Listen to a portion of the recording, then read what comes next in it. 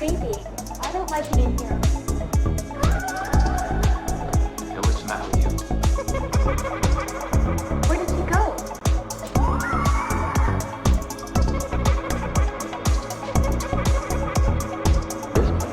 Wild. Put your soul into it.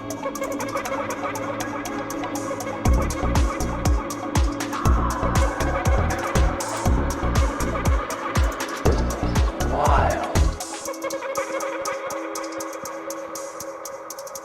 What's going on around you?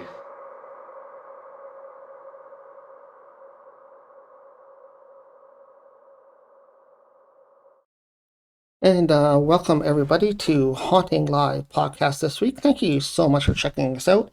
We are live on Facebook right now, so thank you for tuning in and welcome all new followers. We noticed we had a bunch of new followers lately, so we really appreciate you liking our page and checking us out.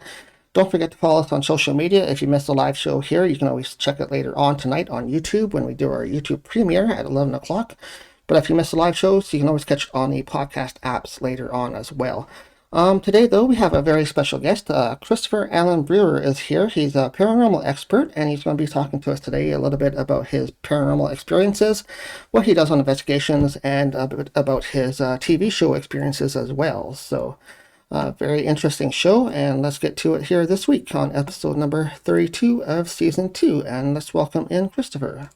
Well, thank you for being here this week, Christopher. I really appreciate you taking time out and joining us here on Haunting Live podcast and talking a bit about your background and what you do as a paranormal investigator and, of course, experiences that you've had. So let's start with your background and what drew you into the paranormal?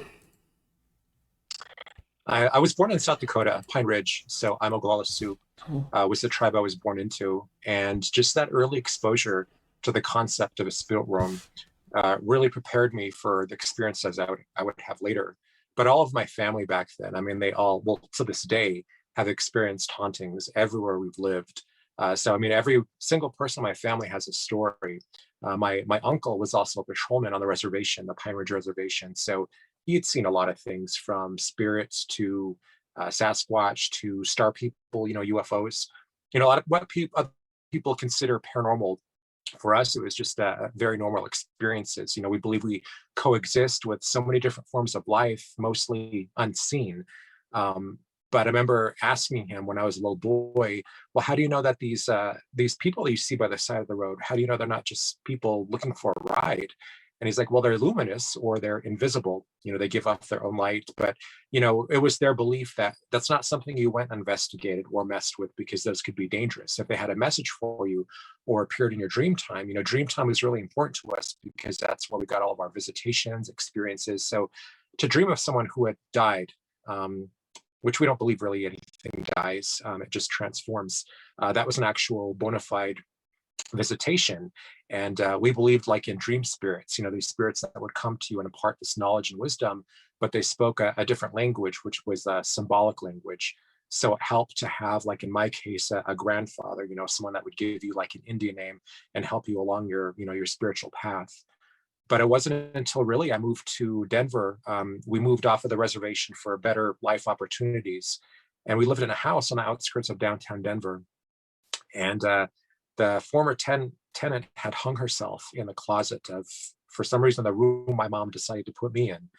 But late at night, you could hear this woman crying from this closet. And I just remember feeling so bad for her. I didn't know what to do for her. But it was a weird closet anyway. It didn't even have a door. It had like a kind of like a shower curtain. So sometimes you could see her feet swinging, at the bottom of this curtain. It was just really spooky. My father worked nights, so a lot of times it was just me and my mom by herself. But that's where we actually left because it got too scary. But it culminated in one night where someone had opened the cellar door, which I was very young, they wouldn't have done that. And it was far too heavy for me to lift. But I went down to investigate to find out what was down there. And the cellar door slammed on my hand, which cut open my finger and really kind of symbolically branded me in an interest in spirits. I'd have previous exposure to them, but why some spirits are malevolent and some are more just ancestral, there to help you and guide you, and then it just kind of like took off from there. My first ghost hunt was at age 12, as back as like early 80s when I was in the elementary schools. I was already reading about Ed and Lorraine Warren and trying to find out about these other people, how they incorporated this into their lives, because it was always something we kept private. We didn't really talk about it a lot. So it wasn't until Steven Spielberg's Poltergeist came out that we thought, oh, okay, this is, a lot of people are talking about this phenomena now. We can go out, we could tell our friends, and found out a lot of other people have these same experiences. So we didn't feel so strange, after that. Yeah, it always takes something like that, like a big event, for people to actually start believing in it, or actually to start telling their stories as well. Growing up, did you actually have more experiences than just that? The one that you just Oh, mentioned? Was there a lot of things going on? I assume you were on the reservation, but like, was there a lot of things going on there with more than just spirit? Was there cryptid as well, or? oh yeah. I mean, we always knew about Sasquatch. Um, that we believed he was just they were a race of very old beings, that they were underdwellers, so they lived underground. Sometimes they go up on the surface and just get lost, so it take them a while to find their way back, underground. We also believe, like in the star people, that just like as there is here, as above so below, there's a number of different like nations, so number of different races of I guess what you'd call aliens. We believed in so many different forms of life, a lot of, obviously in this day and age, things that you can't see, but you can gauge with different tools we have now at our disposal. I always think about these tools that we have, like these full spectrum cameras and these EVPs that can record voices from hundreds of years ago. Um, all these tools that allow us to see, take a peek through that veil. These are things that took like saints and mystics years and years to achieve back in the day through the most strictest discipline and training. And what are we doing with this stuff? Are we just sitting in the dark watching lights blink on and off? Ooh, kind of like this Victorian novelty of it, or really trying to make authentic contact with the divine. And it's okay, if you're just going out and want to have a good time, but there has to be a respect there. My grandfather, when he found out I was doing this, and my uncles, they're just like, why are you pursuing all this stuff? That can be, if I happen to be like a healer, they'd put a stop to that, because there's energy in these places. It's just kind of like this dead toxic energy that you can absorb. We talk about like hitchhikers or attachments, things like that. It's very similar to that, where if you're doing any healing work, you can pass on that energy and attachments to other people. And you might just think, oh, it's just an energy, I'll just do like a cleanse. But a lot of it also is also memories of whatever residence used to be in a home, like arguments people had. It can influence your thoughts. I know a woman that was on the res where she started listening to different kinds of music and eating different kinds of food because of the people that used to live at the other property. There's things we do, like burning sage, sweetgrass, cedar, to cleanse that energy. But a lot of it had to do with our thought forms, and really taking responsibility for that. And I manage a metaphysical store here in Colorado Springs, and for a lot of people, unfortunately, it's just about putting a crystal in your pocket and calling it a day. I'm good. This is for opening up my third eye, so I'm going to do that, and I'm good. It's not really taking responsibility for. They're back the next day. Oh my God, this just happened. So when you think about it, we cleanse our cars, our houses, our clothes, but we don't really do that, a lot of us, like on a spiritual, in a spiritual way, on a congruent basis, and especially now, it is so important with everything going on in the world, all these thought forms, all this pessimism, all this resistance to vaccine and masks and all these things. It's really important to take responsibility for your own thought forms. That was a big part of my upbringing too, listening to that voice, listening to spirit, so. Yeah, I think it does. I think a lot of people just don't understand sometimes how things can attach to a person. But I think you guys, as a native tribe, have a lot more in-depth insight into that kind of thing. And it's really great that you can bring it out and share that with people. Yeah, it's I feel really grateful, the upbringing that I've had. I got my Indian name in 1991, Matochante, which is bear heart. I grew up reading Batman comics, so I always wanted something cool like Red Wing.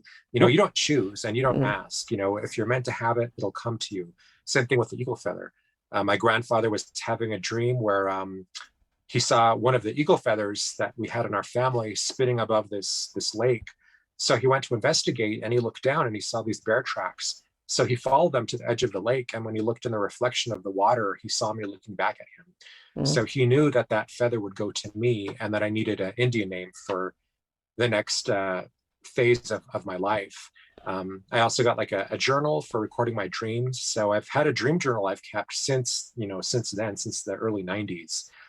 Because again, that's where we get a lot of our visions, a lot of our messages. So, I think a lot of people are missing out on that right now. There's not like a lot of guidance. A lot of people aren't being like maybe like the best role models. A lot of people are like over medicating themselves lately. There's been a lot of suicides lately too, unfortunately. A lot of people are having a really hard time, especially with the lockdowns and all the internalizing. There's a lot of things that people just don't want to look at. If we can just get through this, I think it could be such a huge learning experience, and such a boon to kind of like our spiritual awareness and evolution. Yeah, I think so too. Like, do you think that because of the pandemic here and people kind of doing those sort of things, do you think we will eventually overcome that and then kind of get to like a higher vibration? Because do you think it's kind of like a lesson for us right now? So it's kind of interesting. All these things are just kind of coming to a head right now, and I don't know what's going to happen. But just the most important thing you could do is just think of others, be kind to others, and just really be aware of your thought forms and what you're manifesting right now, what your intention is. Just getting through this, and just these things that are evaporating become endangered species. These common courtesy kind of things. If you were sick anyway before all of this, you'd cover your mouth, or, before you coughed, or you'd wear a mask, like they did in overpopulated areas. That's just a reality. We're so overpopulated right now. I'm sorry, I could go on and on, but yeah, let's switch topics a bit, because I think that's getting carried away a bit. But it's good to know that there are ideas out there that this could be something. Once we get over this, maybe it's leading towards a higher vibration for people, a higher awareness of things all over, not just us as a people, but the earth as well. So I think the earth needs that as well. So hopefully we can get over it. Hopefully we can move forward and be at that better place. But let's get into your investigations a little bit now. Can you tell us a bit about a recent investigation that you've done? Well, I just got back from New Orleans, and we stayed at the Bourbon Orleans Hotel. I don't remember if I already talked about this, or if that was, anyway, we stayed there. We also visited the Lourdes Mansion, which was a place where a woman lived, this madam who would torture her slaves. She was having a party one night, and a slave deliberately set fire to the kitchen, that she had done something wrong. So in order to escape punishment, because she knew that anyone taken to one of these upper rooms never came back. So the police came, the fire department, they found her chained to the kitchen wall, and she told her story. So they went and investigated this room, and they found all these slaves that had been tortured horribly. They were all bound up there. Some of them had missing limbs. Some of them had the skin peeled off of their faces. This woman was forced into like a small cage. Just like the most gruesome things you can imagine. So she escaped to Paris, and Nicolas Cage actually ended up buying this property, which he lost during some tax issues. But that's, like every block there was something like this, some house that had some significance to the city. One of the investigations we did our last night in New Orleans was featured on Paranormal Lockdown. It was the Rampart Street murder house, which was the scene of like one of the grisliest murders ever in New Orleans, where this man he mutilated his girlfriend and then commit suicide. So we had visited the hotel where he committed suicide. We had investigated the apartment. So we're actually in the actual kitchen and the bathroom where he had dismembered her, which was just really, really heavy. When we investigate, usually we have people working different tools. Myself, I think those are really distracting. When I grew up in the 80s, all these shows like Wonder Woman, Incredible Hulk, Charlie's Angels, they all had like a haunted episode, which would have like the same things to it, which would be a swinging chandelier, lightning on like these spooky oil paintings, flickering candles. So back then, ghost hunts to me sounded so romantic. And then I grew up and I started going on them and, other people's ghost hunts. And it was just kind of sitting in the dark, listening to this ghost box or looking at blinking lights, looking at flashlights, turning on and off. It was just really kind of like a boring thing. So when I go to these places now that are very rich with paranormal phenomena, it's more about me tapping into the spirit and really wanting to make authentic contact if there's any knowledge or wisdom they want to impart.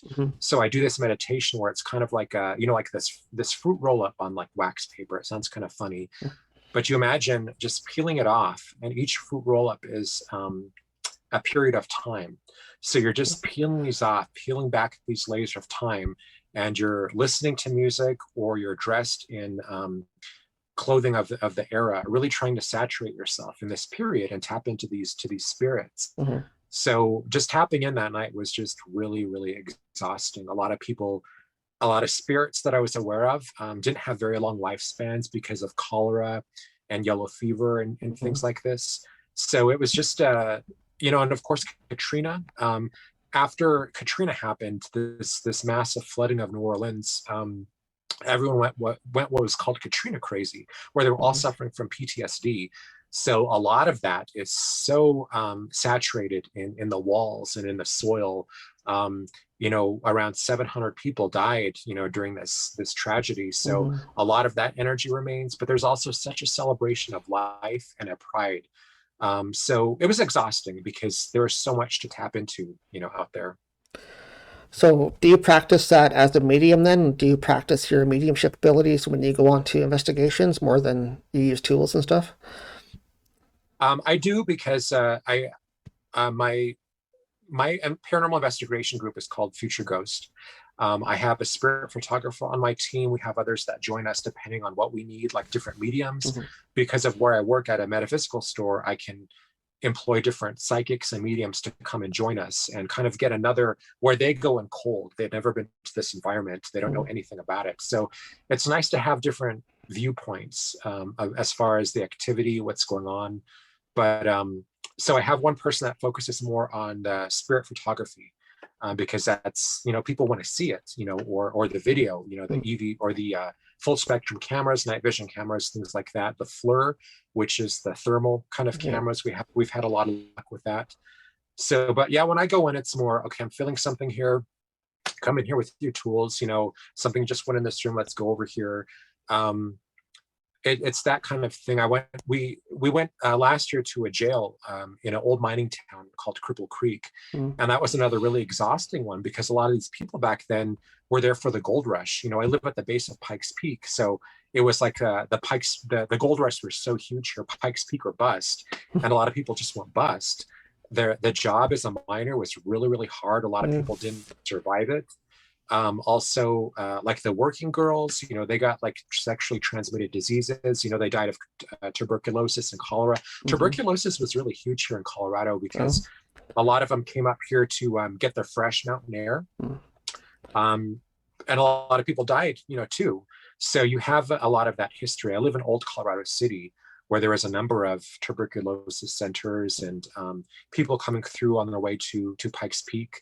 So a lot of that history. But again, as a medium, tapping into these very short lifespans these people had and the things that they experienced, you really, really have to be ready for that. I hear so many times at the store, I'm an empath, but they don't know what to do with it. They don't know how to ground themselves or to kind of protect themselves or create that filter. And that's why we don't hire media. We don't really hire empaths at the store, because in 2 days they're in a puddle of tears on the floor because the energy is just so high. We carry a lot of crystals, so it might be just a combination of this intense psychic energy right now. Maybe all these crystals magnifying everything. Maybe it's the full moons. Who knows what it is? But we're all really going through something right now, so it's really important to find your own grounding. And for me, I one of my favorite things to do is to take a Epsom salt bath, which is, I just love the element of water anyway, which is like so cleansing. But lately, that's weekly. I have to be doing something. I traveled to New Mexico a couple of weeks ago and visited the Santuario de Chamayo, which used to have a well, which gave it was kind of like these waters that was almost like Lourdes, which was very healing. So there's a lot of crutches and wheelchairs left behind for people that experience these miraculous healings. And then after the well dried up, they found out that the soil in the area was also very healing. So we took some of the soil, which you're allowed to do. We also visited the Loreto Chapel in Santa Fe, New Mexico, which it was a chapel built, but there was no way to get to the loft, where the choir loft. So they had prayed for 9 days. A man came, built this amazing spiral staircase. They still kind of figure out exactly how this was done with just these pegs that he did, like just one piece of wood, and it was a miracle. You know, they had prayed for so long. This man came, and they believed he was a saint. So they have water there too, which is ideal for use, like in even exorcisms, you know, just this. So when I take these baths, you know, like use this holy water, but even though I'm Native American, just working where I do, I have all these other tools available to me from different cultures, like Palo Santo or black tourmaline, maybe different crystals people have used for protection and grounding. So, yeah. Yeah, no, I do that as well. I always wear one particular necklace, and it has the black tourmaline for my protection. So that's just energy that's always coming towards me. I like to protect myself at all times. So I actually use it quite often, so every day. So I know what you're talking about, how you need to sort of cleanse yourself and get yourself more grounded. So especially during these times too, like during the pandemic and everything so up in the air, people just don't know what's going on spiritually or physically. So it's a good idea, right? So where do you go from there? What kind of things have you been doing through the pandemic to keep yourself busy? Have you been doing filming work or? The last thing I did premiered on Discovery Plus earlier this year, which was Haunted Hospital Season 3, which I filmed last year. Throughout COVID, you know, as I said, we're all just having such a hard time. My mother passed away during the height of COVID. We had tried to take her to the hospital 2 times, and they said she's more at risk at the hospital because of COVID than she is just, you know, so her illness just, she didn't get the help that she needed medically. So when she passed, it was very sudden. It was very sad. A month after that, I was called on to do filming for Season 3 of Haunted Hospitals. So I wasn't in the best space. It was an interesting filming because it was filmed in downtown Denver at this hotel. So all the staff had masks and they filmed me. I was just kind of looking at an iPad with a director beamed in from Canada. So, and it was great. I mean, I love the people associated with all of this, with all these different projects, you know, from Haunted Hospitals to Paranormal 911, Paranormal Night Shift, The Believers, Scariest Night of My Life, you know, all these things that I've been doing. I've filmed about like 9 times in the last like 3 years. But a year, shortly after filming that, I collapsed. I was getting ready for bed. I collapsed. I had an attack of vertigo, and they did all the scans, and it was found that I also had an aneurysm. So it was like months and months of physical therapy, getting back to the state that I was in, combating this dizziness, getting my balance back. But during that time, I still was kind of keeping that creative energy flowing, so I wouldn't get depressed, because I was going through a lot of depression. I just lost my mom, but it took like a long time. It's been like the end of July was a year since she'd been gone. So and I know she's at peace because both my sister and I have seen her in dream time. She's happy. She's on the next level of her transformation. But it was a hell of a time. So I'm not saying, you know, just wear a mask, you know, get your vaccine, all these things. I was drugged through hell along with everybody else too. So in a much better space right now. I don't know what's going to happen, but again, I continue to film at all these locations. And I do, you know, I'm going to Las Vegas on Wednesday. So we're going to investigate. We're going to Zach Bagans' Haunted Museum. The Luxor is actually supposed to be a very haunted site. It used to be the site of an old mob dumping ground. But also, you know, people had died during its construction. They have leapt from these sideways elevators. So a person died like in a bombing there once. People died from a plague that actually Legionnaire's disease that was in the water. A lot of strange curse. They believe it's cursed. Some people believe it's cursed because it wasn't built to specifications. This pyramid, there wasn't like a sphinx guarding. There's only one sphinx. There's supposed to be 2 sphinxes whenever you're building a pyramid of this size. They were using all this kind of like Egyptian theme, but I don't know if there was a lot of respect for that. I'm sure there was some respect for that culture, but they used to have like what was called the Nile River Ride, which was a boat ride that would take you to your room, to the elevators to your room. but they what they found out was that when it got into these tunnels, people were seeing the spirits of people that had died either during the construction, from these mob hits, from people that had jumped from upper floors, were appearing in the water. So they got rid of it. You know, it was only like maybe 2 or 3 years after they opened, they got rid of this ride. So anyway, we're going to go there. That's going to be our next thing that we're going to do and investigate. I mean, we're actually going for a Star Trek convention, but it's kind of nice to have these other things to do. Nice to get to combine the Star Trek with some paranormal. That's always a good thing. Yeah, I mean, I grew up with watching and search out with my dad, with Leonard Nimoy. So I loved him ever since, you know, then. And, you know, watching the show with my father, you know, he wasn't someone that ever said, well, that's not real. That's swamp gas. That's whatever. When I would ask him about these things I saw, Bermuda Triangle and UFOs, you know, he's like, well, what do you think? You know, he never took away that wonder from me. And I think that was so important, you know, that was, he kind of gave me that room to believe, find my own path, you know, spiritually. He didn't try to contaminate that with pessimism or anything else. That's great. It's always wonderful when your older relatives, like your father, your uncle, or whatever, actually support you and encourage you to get into this type of topic, because with your background and stuff, I'm sure it wasn't easy for a lot of your maybe relatives to accept that. Or how did your relatives feel about you going into this kind of thing? Was it open to them, or was it more like shied away from it? Or well, they knew about other things that happened to me. One time we went camping. We took these yearly camping excursions to a place called Wellington Reservoir in Bailey, Colorado. And there was one night where someone was seen walking around the tents. I think it was like a full moon, so you could see the silhouette. But whoever this person was, it was obviously a child the same age as me. And they saw him walking down towards the lake. So my aunt was just kind of like in a state of readiness, because she's like, who's going down there? You know, who's that? She was listening for the zippers of the tent, because we were next to her tent. And around that time, I started having a dream of walking into the lake and feeling that ice cold water going above my head. And then I couldn't breathe anymore. And every time I tried to scream, more water went down my throat. So, and then what was happening was I was actually running around the tent, screaming, trying to catch my breath, getting air, and bumping off the sides of this tent, waking everybody up. So I was so upset about it that we had to leave the next day. And then we found out a week after we got back that a boy matching my description had actually drowned off the shore from where we were, which we, I think his name was Michael. We ended up calling him Michael because he wouldn't leave me alone. He kept haunting me. So I don't know if I was just sensitive and that's why he was trying to reach out. Maybe in his last moments, I switched places with him. So I experienced that drowning where he experienced me maybe sleeping in my bed or whatever it was in the tent. But he haunted me for quite a while after that in my dream time. And it took a long time to get rid of that. So my uncles and family members knew I already had this spirit came to me. I didn't go seeking anything out. They came and messed with me. So that was always, they understood that.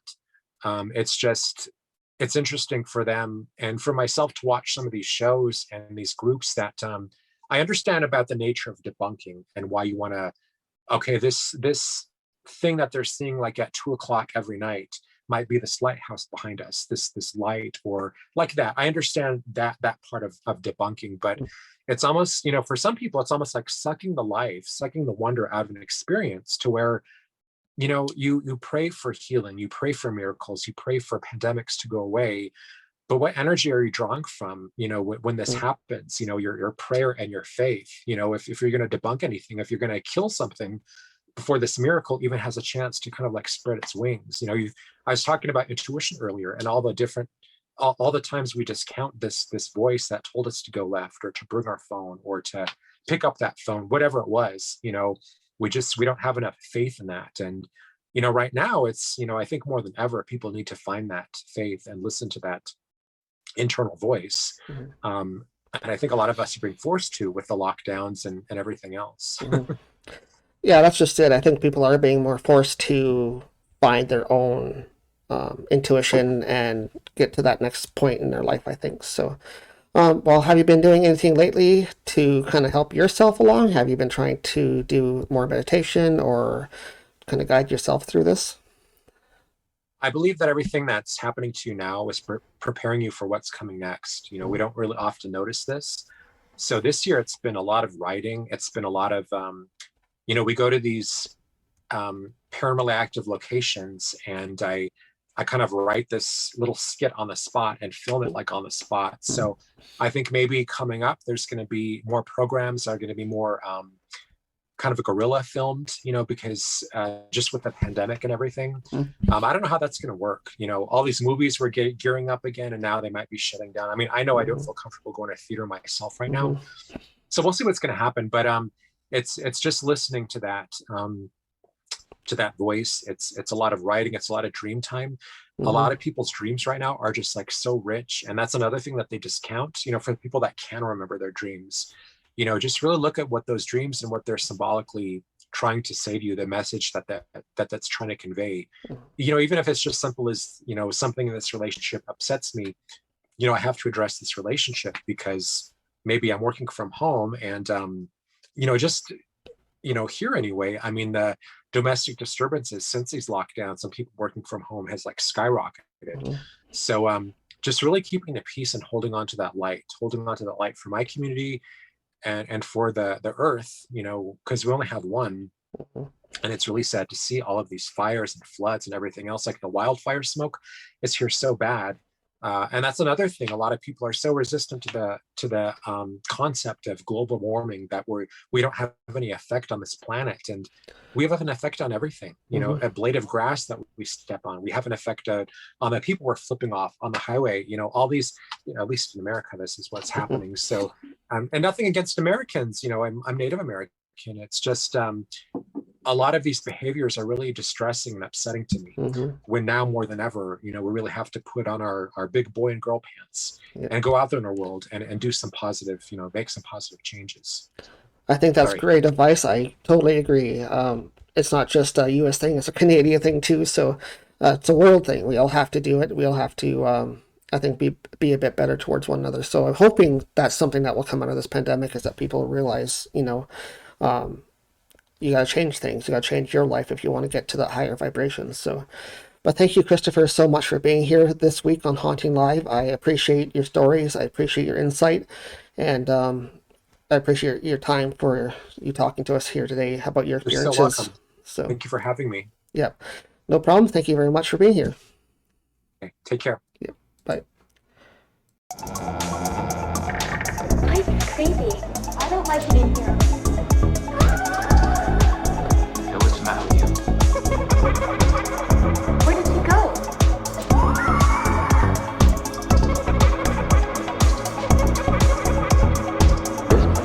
Wild. What's your soul live to it?